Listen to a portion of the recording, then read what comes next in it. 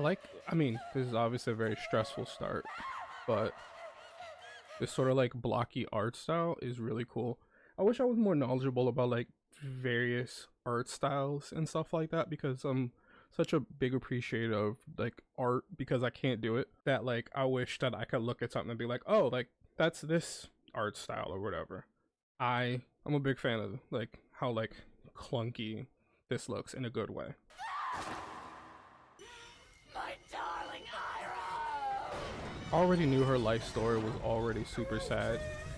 Like you could tell it was incredibly sad just based on how essentially like she's not even like a villain. Like she's a villain in like the very simple sense of like she is the opposition to the main cast, like the heroes or quote unquote. But like all she essentially wants is to like be loved. And she's a ghost. So like that means her like sort of unresolved issues or whatever, like what turned her into a ghost is the fact that she felt unloved and she wanted to be loved and be called mama. But like you could also tell like in the previous episode that like she was obviously very like destitute, homeless, like she was seen in like rags and stuff like that and like bleeding. So like obviously a lot of like physical, emotional and mental trauma. And it's just like I like stories like this where like the villain, I like stories where like the villain is only a villain by circumstance and not necessarily like, oh, they're just evil. You know what I mean? It really puts like, it really shows that like the human nature is inherently gray, and to be a person is to be flawed. So anyone can be a villain in anyone's story. How they have her use her powers is also super cool.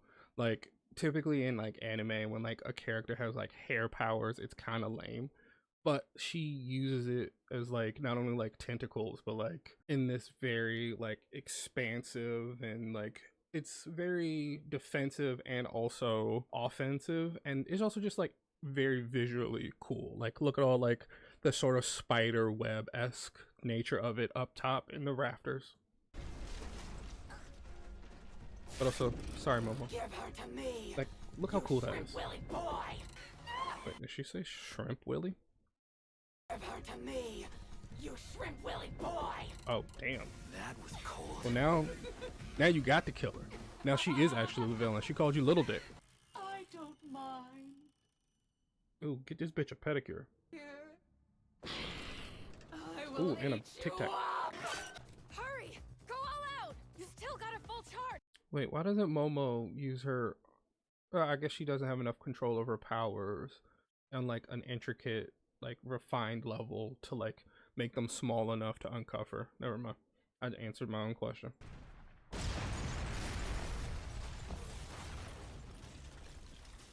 Oh, Okarun. He's so hard-boiled and dependable. Nuts back. You are so humiliating. We might have. How does he put them back on though? Does he like kind of them up there? You know what I mean? Or like does he swallow his own balls to put them back? Like how does this work? Others got my power. Count yourselves lucky. I mean, she was kind of shitty, so the world didn't really lose out on much. But I'm sure they're going to give her like some sort of sad backstory to make up for the fact that she's kind of shitty.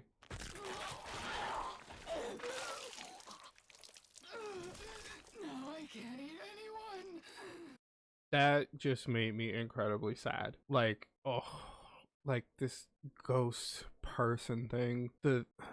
I guess the best way to put it is that like the lengths this ghost is going to help to help Ira, who they perceive as their daughter. And maybe they are her daughter. She is her daughter, but like that definitely like, look, I just want to help and keep my child alive. So look, here, I just ripped my mouth open. I can't harm anybody anymore. I'm serious. I don't want my daughter to die. Please. You know what I mean? And it's so heart-wrenching. I can already tell this is going to get super sad. Oh wow, and she was incredibly beautiful too. Oh my gosh. Oh, that's the dress she wears.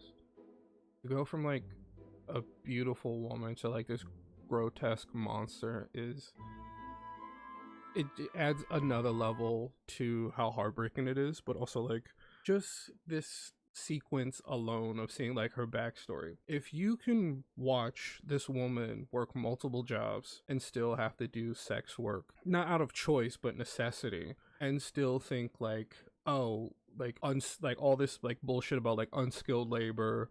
Oh, if you want like a real job that pays better than minimum wage, you should like get a real job, whatever that means, quote unquote. If you still have those kinds of politics, then I think one, you're pathetic person, but also like to even like try to humanize you, you should look inward and ask yourself, why do you feel that way? Because why should someone have to work 3 jobs? Because this, like, yes, this is an anime, but there's people like this. Like, I remember back in college, I worked 3 jobs and I still couldn't afford college, even, and that's with loans. But if you don't believe that people should be able to live sustainably, to like live a life, a decent life, even like no matter how hard they work, and we all should just work hard enough to become billionaires, then ask yourself why you're so callous, why you're so cold to the suffering of others. Because there's plenty of mothers out here and other people who don't have kids who are struggling to survive and can't survive because of how society and the direction society is going. This is heartbreaking. There's millions of people living just like this. Why can't the world be better? Why are we just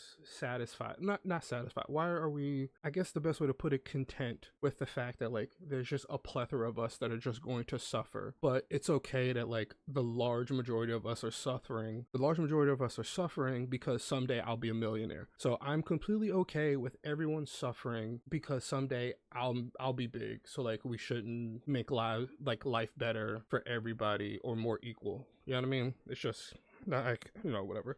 I know people love to be like, oh, like anime is my like escape, no politics, but this is political. Sure, they're not saying it outright, like media and like anime, cartoons, all that other stuff. Like, just because you lack the awareness or the ability to to think critically about the media you consume, doesn't mean the media you consume isn't political. You know what I mean? Like, some things are a lot more subtle, because this is inherently political. Like, a mother who worked multiple jobs, had to do sex work, and from the beginning of the episode, who was likely murdered, maybe, or whatever, that is all political. You know what I mean? You just refuse to see it as political because you lack the ability to look outside of yourself.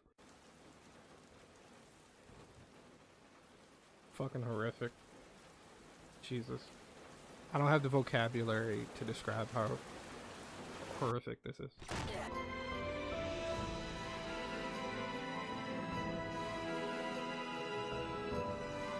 In no way glazing, this is honestly one of the greatest like scenes in anime that I've ever seen, probably in any form of media, and I watch a lot. Like, I always love when like anything tells a compelling story without dialogue, you know what I mean? So like just sounds and images or acting or whatever, it is so moving. Like, sometimes it's like a scene that can tell a compelling story without any dialogue can often hit harder, at least for me, than just well-written dialogue, because it leaves you feeling empty a little bit. Like, dialogue fills in all the blanks for you, but like when a scene doesn't have dialogue, you're like, yes, they're telling, like, it's the same story that they're telling, but there's something about that lack of dialogue that you have to fill it in with your own emotion, I think, is the best way to put it. You are putting how you would have to feel, whereas like dialogue is telling you how they feel, you know what I mean, or showing you in some way. Whereas like without any dialogue, you're going, how would I feel if I was a parent or like knew someone who like had to go through this situation, the pain of being kicked around and your daughter stolen and dying out in the street like a stray dog, as you can do nothing as these people take your daughter away. You know what I mean? And people say anime is for children. Sorry. You're not her. Ira.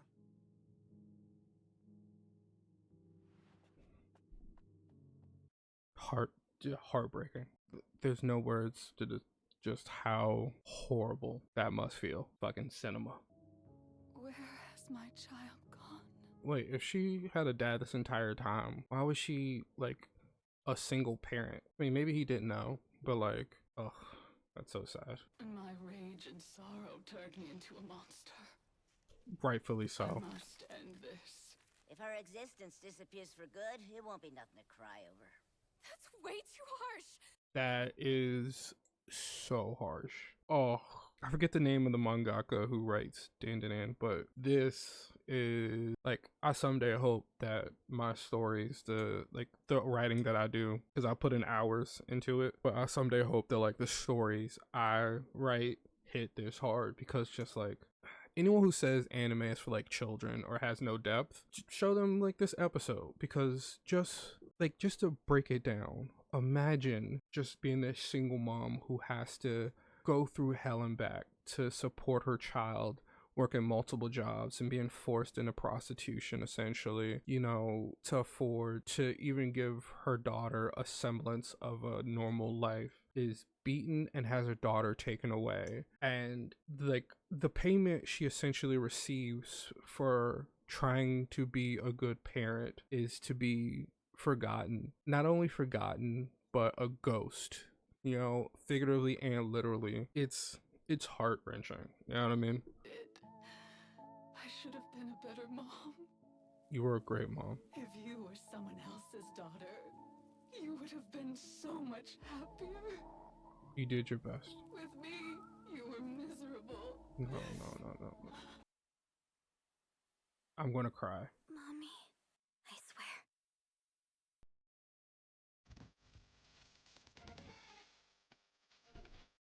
Well, now I'm just sad. Shit.